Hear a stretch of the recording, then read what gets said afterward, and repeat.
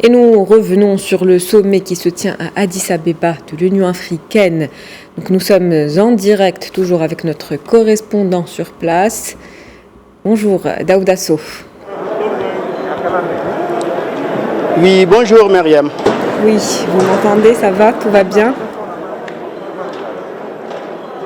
Oui, ça va, là je vous entends beaucoup mieux.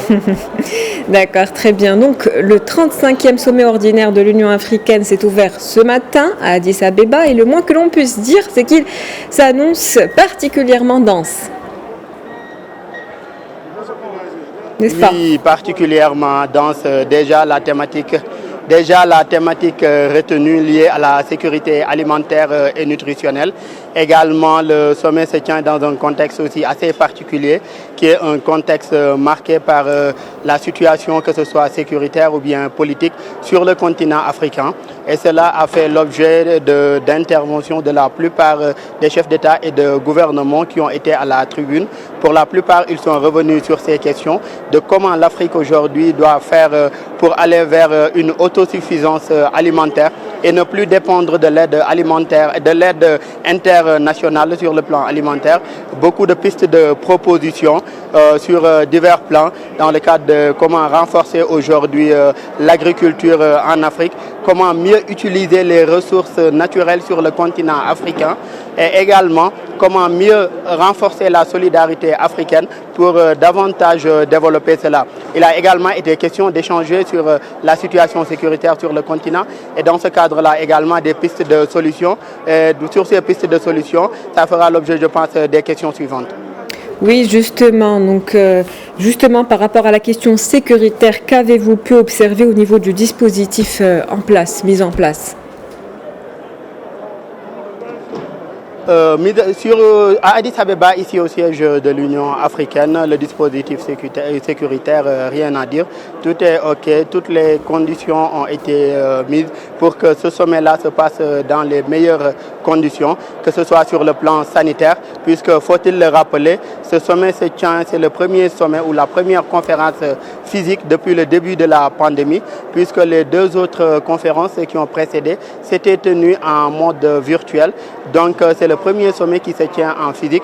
Donc, les conditions sanitaires ont été renforcées, comme les conditions sécuritaires. Juste à titre d'exemple, chaque matin, avant d'accéder au siège de l'Union africaine, il est obligatoire d'effectuer un test PCR négatif pour avoir l'autorisation d'accès aux salles.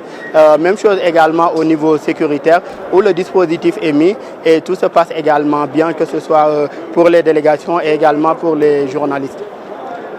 Très bien, et donc ce sommet sera surtout l'occasion d'aborder les coups d'État qui ont récemment ébranlé plusieurs pays. On a pu constater une certaine dissonance dans les réactions de l'Union africaine qui a suspendu le Mali, la Guinée, le Soudan et le Burkina Faso, mais n'en a pas fait autant pour le Tchad, où un conseil militaire dirige le pays. Que pouvez-vous nous dire là-dessus ?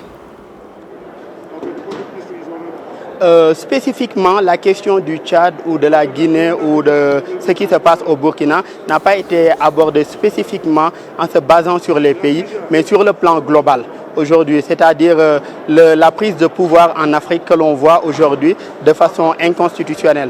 Ce qui, on le sait, est interdit également par la Charte africaine de la bonne gouvernance, de la démocratie et des élections. Donc que ce soit l'Union africaine ou bien la CEDEAO, ce sont aussi des positions de principe qu'ils ont. Du moment que la prise de pouvoir est interdite de façon anticonstitutionnelle, à savoir les coups d'État ou un autre mode de prise du pouvoir, la première chose à faire déjà est de condamner et de prendre les mesures que requièrent ces textes-là.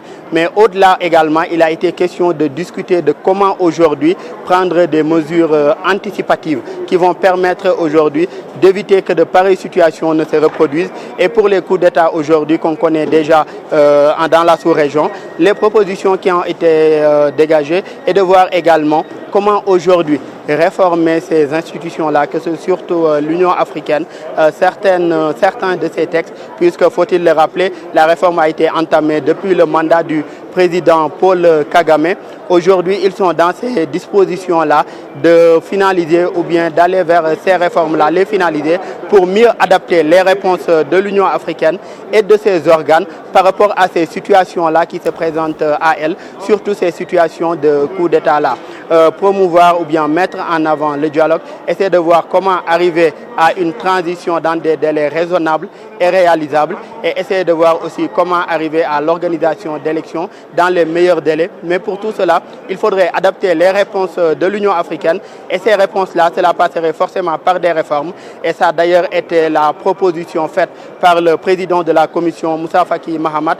Beaucoup également d'autres intervenants ou chefs d'État et de gouvernement sont également revenus sur les mêmes propositions, voir aujourd'hui comment trouver des solutions ou adapter les réponses de l'Union africaine par rapport à ces situations anticonstitutionnelles qui se présentent à eux comme les coups d'État.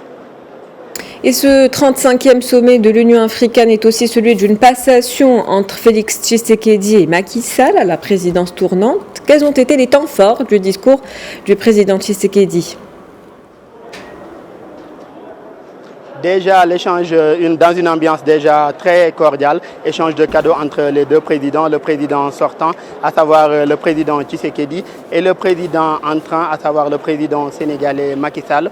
Aujourd'hui, tous les deux ont le premier, à savoir le président Tshisekedi, a souhaité bonne réussite à son successeur à la tête de la conférence des chefs d'État et de gouvernement de l'Union africaine. Le président entrant a également salué le travail fait par son prédécesseur et lui également, au-delà de son programme pour l'Union africaine, compte également s'inscrire dans la continuité de ce qu'avait entamé son prédécesseur, à savoir le président Tshisekedi.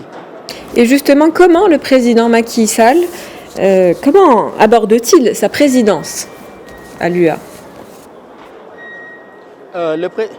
Par rapport à sa présidence, le président Macky Sall a déroulé sa feuille de route au-delà d'être dans la continuité, c'est-à-dire la relance, puisque durant le mandat du président Tshisekedi, une bonne partie également de son mandat a été consacrée à la lutte contre la Covid-19, puisque c'est dans un contexte de pandémie. Donc le président sénégalais prend les rênes aujourd'hui dans un contexte de relance. Donc déjà la relance économique au sein de l'espace africain et à cet effet, beaucoup de pistes de solutions ou beaucoup de propositions ont été faites par le président sénégalais, à savoir aujourd'hui le Fonds africain de développement, dynamiser aujourd'hui et activer le Fonds africain de développement, également les questions de la dette, les questions également des échanges ou des partenariats entre l'Afrique et l'Europe et entre l'Afrique également et les autres continents ou les autres pays du monde. Aujourd'hui, le président sénégalais compte s'inscrire dans ce dynamisme panafricain-là que l'Afrique aujourd'hui traite d'égal à égal avec ses partenaires. Et d'ailleurs, à cet effet, dans 10 jours, se tiendra le sommet entre l'UA, l'Union africaine et l'Union européenne. Et ce sera la position également que compte adopter et que compte défendre le président sénégalais qui compte inscrire ce mandat-là sous le signe du rayonnement de l'Afrique et d'un meilleur traitement, d'une meilleure solidarité entre Africains et d'un partenariat gagnant-gagnant entre l'Afrique et l'Europe et entre l'Afrique également et ses autres partenaires étrangers. Merci pour cette intervention, Daouda Sow. Je rappelle que vous êtes notre correspondant sur place à Addis Abeba.